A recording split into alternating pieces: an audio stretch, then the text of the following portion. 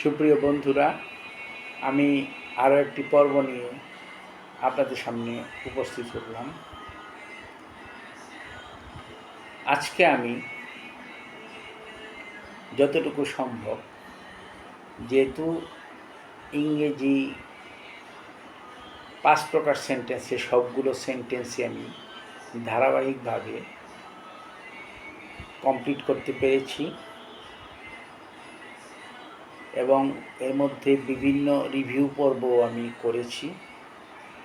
এখন আমি চেষ্টা করব সাবজেক্ট প্লাস ভার্ব প্লাস অবজেক্টের মাধ্যমে বিভিন্ন প্রকার সেন্টেন্স কিভাবে গঠন করা যায়।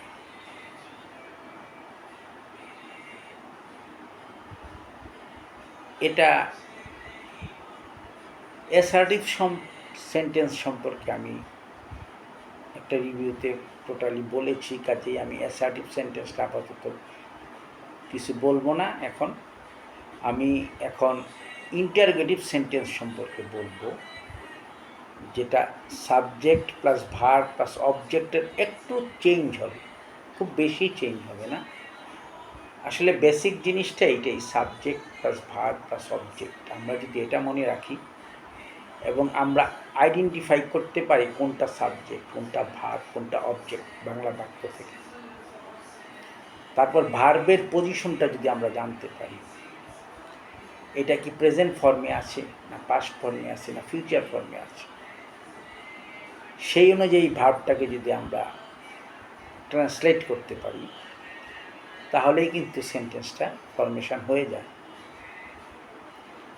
তাহলে আমি ইন্টারগেটিভ সেন্টেন্স বলি, আমি খুব সহজভাবে বলবো, যাতে পরবর্তীতে এই সহজ থেকেই কিন্তু বিভিন্ন ধরনের সেন্টেন্স তৈরি করা যাবে এবং বড় বড় সেন্টেন্স তৈরি করা যাবে। প্রথমে আমরা সাবজেক্ট ভার্ব অবজেক্ট কি সেটা আগে বুঝতে চেষ্টা করি।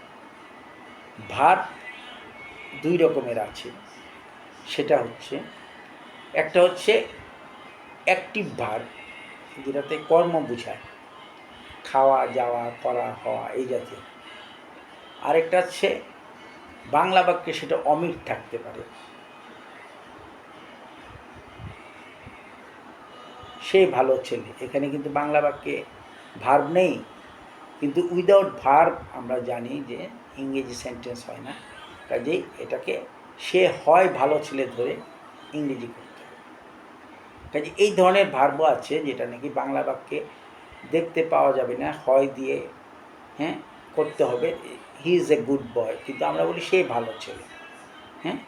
কিন্তু এটাও কিন্তু সাবজেক্ট ভার্ব অবজেক্টের মাধ্যমেই হয়। তারপর মনে করেন, যেমন আছে অর্থে একটা ভার্ব হইতে পারে, আমার একটি কলম আছে, আমার আছে একটি কলম, আই হ্যাভ এ পেন। এমিজার ইন জেনারেল আরও আছে, আমি ডিপে যাব না, কারণ ডিপে এখন যাব না, আরও পরে যাব। আমি এখন যেটা সহজভাবে বলবো, দুই রকমভাবে এমিজারের ব্যবহার হয়। একটা হচ্ছে মূল ভার্ব হিসাবে, আর একটা হচ্ছে অক্সিলারি ভার্ব হিসাবে। মূল ভার্ব হিসাবে কোনটা, যেমন সেই ভালো ছেলে, আমার নাম অমুক রহিম, বা তোমার নাম, আমার নাম হয় রহিম, তোমার নাম হয় রাম, তোমার নাম রাম সাপোজ, হয়টা উজ্জ আছে।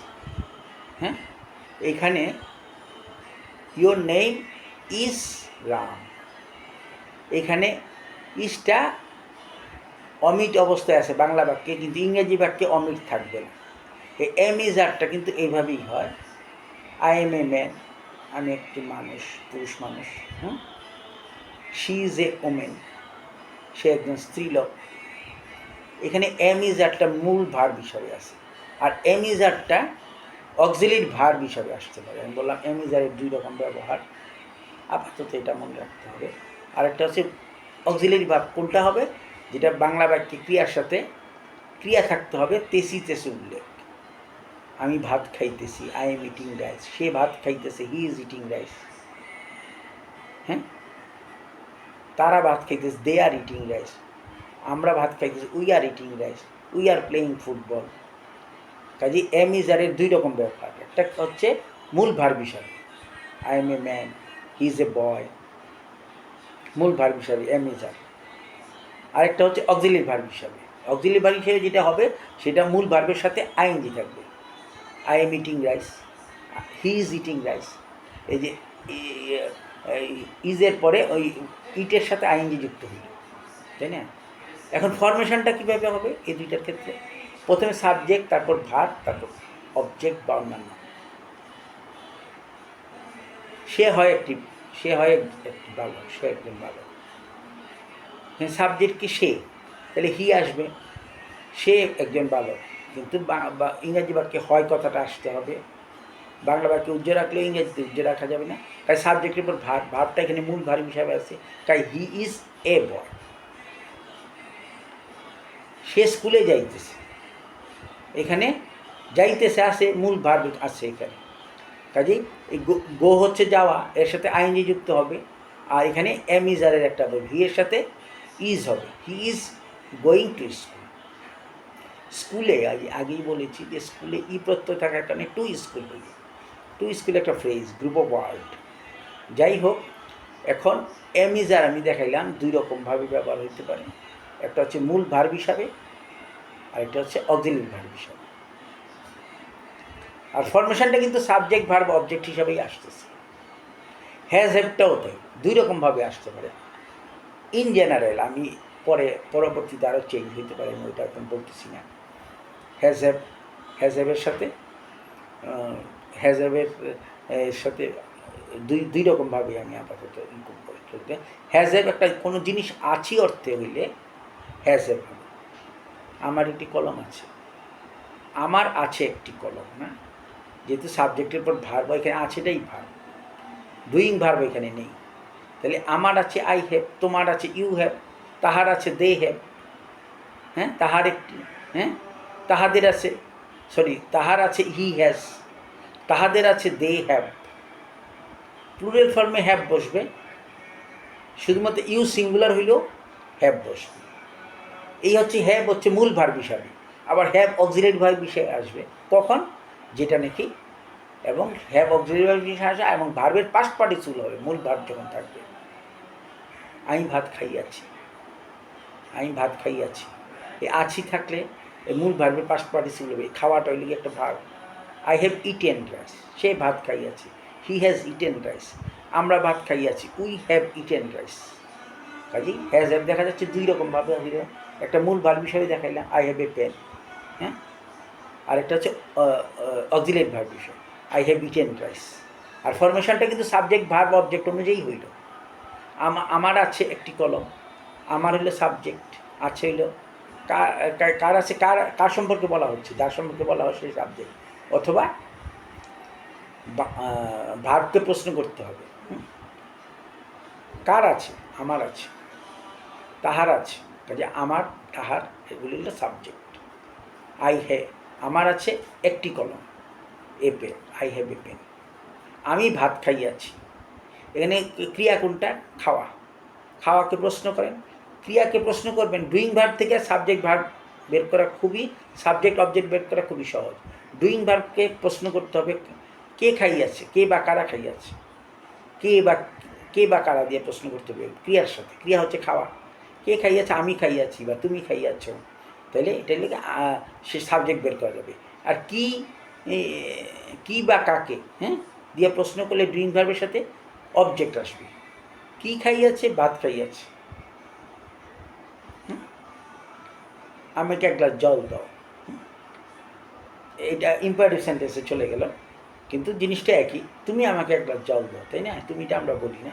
ইম্পারেটিভ সেন্টেন্সটা তো এখন বলতেছি না, আমি ইম্পারেটিভ সেন্টেন্সটা বলতেছি না। এখন কথা হচ্ছে যে আই হ্যাভ এ পেন, আর ওই আমি ভাত খাইয়াছি, এখানে কী খাইয়াছি? ভাত। কাজে ভাতটা হচ্ছে অবজেক্ট। এখন ফরমেশন করি। প্রথমে সাবজেক্ট আসবে। সাবজেক্টটা কি? আমি ভাতকে, আমি, আই আসলো। তারপর কি আসবে? ভার্ব। ভার্ব কিন্তু অক্সিলারি ভার্ব এবং মূল ভার্ব একসাথে আসবে। অ্যাসার্টিভের অ্যাফার্মেটিভ ফর্মে। অ্যাফার্মেটিভ কথার অর্থ হলে হা বোধক, আর নেগেটিভ হলো না বোধক। কাজে আই হ্যাভ ইটেন, তারপর ভার্বের পাস্ট পার্টিসিপল হবে, খাইয়াছি, যাইয়াছি, গন। ভার্ব নাম্বার 3 হবে। ভার্ব নাম্বার 1 হচ্ছে প্রেজেন্ট ফর্মটাকে আমরা বলি, ভার্ব নাম্বার 2 হচ্ছে পাস্ট ফর্মটাকে আমরা বলি, ভার্ব নাম্বার 3 হচ্ছে পাস্ট পার্টিসিপল ফর্মটাকে আমরা বলি। কাজে ভার্ব নাম্বার 3টা এখানে আসবে, যেহেতু পাস্ট পার্টিসিপল। আগেই বলেছি ভার্বের 3টা আছে, চার্ট আছে, একটা present, past, past participle. Doing ভার্বের, ডুইং ভার্ব আছে। যাই হোক, এখন আমি ইন জেনারেল হিসাবে বলতেছি। কাজেই ওই I have eaten rice, you have eaten rice, I have played football, এবং কিন্তু এই ফর্মুলা অনুযায়ী আসছে, সাবজেক্ট ভার্ব অবজেক্ট অনুযায়ী আসছে। তারপর এখানে সাবজেক্ট ভার্ব অবজেক্ট যেটা বললাম এটা হইল। এখন কি হবে, আমি পাস্ট ফর্মে যদি যাই, এটাও একই অবস্থা। পাস্ট ফর্মে আমি ভাত খাইয়াছিলাম, কি খাইয়াছিলাম, কে খাইয়াছিল, আমি। কাজে আমি সাবজেক্ট। প্রথমে সাবজেক্ট ভার্ব অবজেক্ট আমরা বের করে নিই। এখানে ভার্ব কোথায়, খাইয়াছিলাম।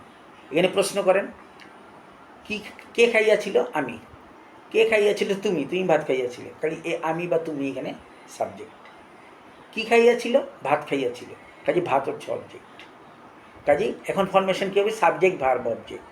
আর ভার্বটা কী আছে, খাইয়াছিলাম, অর্থাৎ পাস্ট ফর্মে আছে। কাজেই সেন্টেন্সটাও কোনো কিছু যুক্ত হবে না, হুবহু পাস্ট ফর্মে আসবে।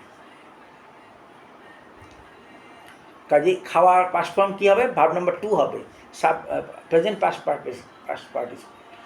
ইট, এট, ইটেন। ভার্বের পাস্ট ফর্ম, ইটের পাস্ট ফর্ম হচ্ছে এট। কাজেই ভার্ব নাম্বার 2 হচ্ছে এট। আমি খাইয়াছিলাম, আই এট। কী খাইয়েছিলাম, এটা হলো অবজেক্ট, ভাত, রাইস। যদি বলি গতকাল, yesterday, I ate rice yesterday. এইভাবে করে অনেক প্রচুর সেন্টেন্স হতে পারে। আমি ডিউরেশনটা এর ভিতরে রাখতে চাই। কাজেই আমি পরবর্তী পর্বে আমি আরও ডিটেলসে যাব। Thank you so much.